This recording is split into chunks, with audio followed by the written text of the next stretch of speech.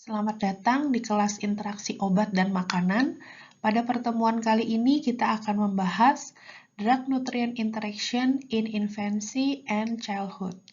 Jadi kita akan membahas bagaimana interaksi obat dan zat gizi atau makanan pada bayi dan anak. Beberapa topik yang akan kita bahas berkaitan dengan interaksi obat dan makanan pada bayi dan anak, yaitu mulai dari nutritional status, growth and development, faktor pemberian obat pada anak, manajemen drug-nutrient interaction, dan juga terkait natural health product. Jadi, penggunaan obat-obatan dalam jangka waktu yang lama pasti akan berpengaruh pada status gizi, pertumbuhan pada bayi, anak, dan juga remaja. Dengan mengetahui interaksi obat dan makanan, ini menjadi salah satu cara untuk kita bisa mengoptimalkan efek terapi, mencegah kegagalan terapi, dan juga untuk meminimalisir efek negatif interaksi obat dan makanan. Interaksi obat dan makanan biasanya memang paling sering terjadi pada anak dan bayi, biasanya karena faktor kesulitan mengkonsumsi obat. Karena saat tablet harus dihancurkan, membuka kapsul obat, membuat larutan dari obat padat, serta mencampurnya dengan makanan atau minuman supaya lebih mudah untuk dikonsumsi, ini justru ternyata dapat merubah efikasi obat. Dan hal inilah yang justru menambah juga resiko terjadinya interaksi obat dan makanan. Berikut ini adalah tabel yang berisi kondisi medis dan daftar obat yang biasa digunakan, serta interaksi obat dan makanan yang umum terjadi. Contohnya pada obat asma, seperti albuterol.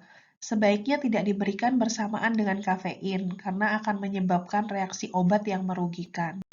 Atau contoh lain, pemberian obat teopilin bersama dengan makanan justru akan mempercepat pelepasan obat di dalam sistem. Beberapa pengobatan akan mempengaruhi kondisi pertumbuhan dan juga perkembangan anak.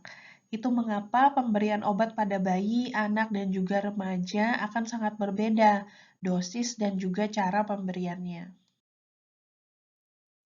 Demikian juga untuk status gizi, perubahan pertumbuhan dan perkembangan status gizi anak perlu dimonitor secara berkala. Ini untuk menentukan rekomendasi pengobatan yang tepat. Status gizi anak akan mempengaruhi aksi obat, metabolisme obat, dan juga ekskresi obat di dalam tubuh. Beberapa faktor yang mempengaruhi pemberian obat pada anak adalah pH efek, penitoin dan formula enteral, kemudian ada juga ciprofloxacin dan formula enteral, kemudian efek makanan pada absorpsi obat, dan kontraindikasi serta efek adiktif. Kita akan bahas satu persatu masing-masing faktor berikut ini. Yang pertama adalah faktor yang mempengaruhi pemberian obat pada anak adalah pH efek. Mengubah bentuk sediaan obat itu akan mempengaruhi efek obat saat dikonsumsi.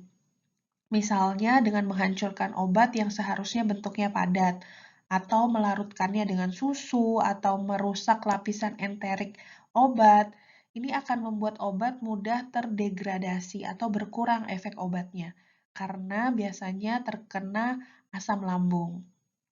Contoh paling umum adalah omeprazol, yang biasanya dalam bentuk kapsul. Pada saat omeprazol ini dihancurkan atau dikeluarkan dari lapisan enteriknya, maka obat akan menjadi labil saat terkena asam lambung. Yang kedua adalah penitoin dan formula enteral. Sering terjadi interaksi saat pemberian fenitoin pada pasien dengan feeding tube, karena suspensi fenitoin ini akan melekat pada polivinil klorida atau sejenis plastik di tabung feeding tube-nya. Selain itu, pemberian suspensi fenitoin ini bersamaan dengan formula enteral itu juga akan bisa menurunkan bioavailabilitas fenitoin. Akibatnya, terjadi penurunan konsentrasi di dalam serum. Demikian juga dengan suspensi ciprofloxacin yang berbahan dasar minyak. Jadi, dia mudah melekat pada feeding tube pasien yang diberikan formula enteral.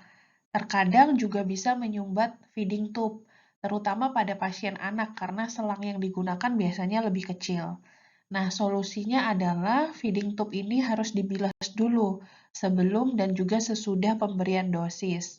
Dan kalau bisa diberikan selang waktu 1 jam untuk menghindari terjadinya interaksi dengan formula enteral.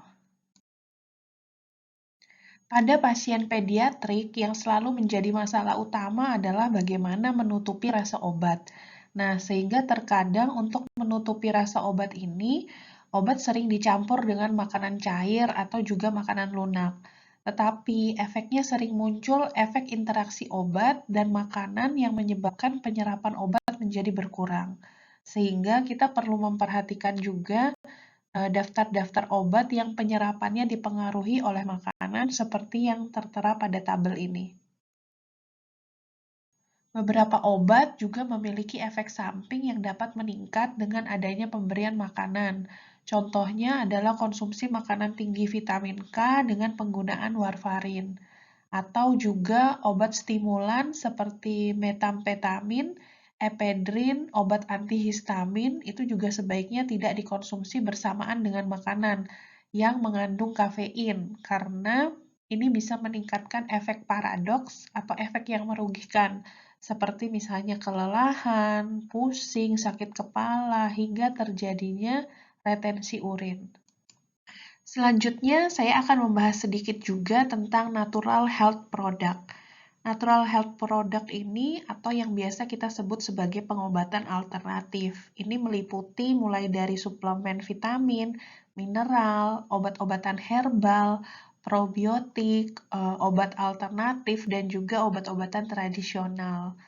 Mengapa ini penting dibahas? Karena ternyata hasil survei menyebutkan bahwa 1 dari 6 orang tua itu memberikan natural health product pada anaknya.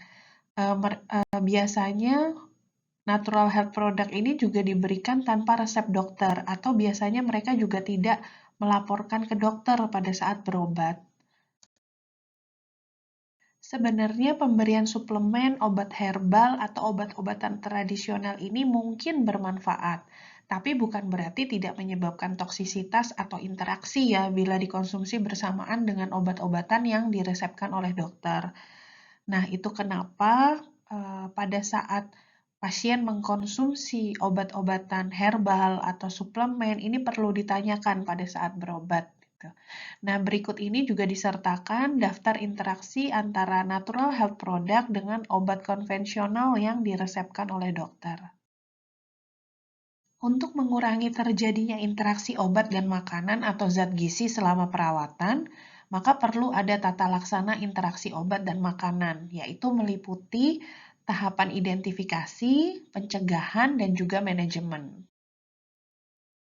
Pada tahapan identifikasi dilakukan assessment dan semua pasien wajib ditanya mengenai obat apa saja yang sedang dikonsumsi, baik yang diresepkan oleh dokter maupun yang tidak diresepkan, termasuk suplemen oral, natural health product, serta diidentifikasi juga cara penggunaannya.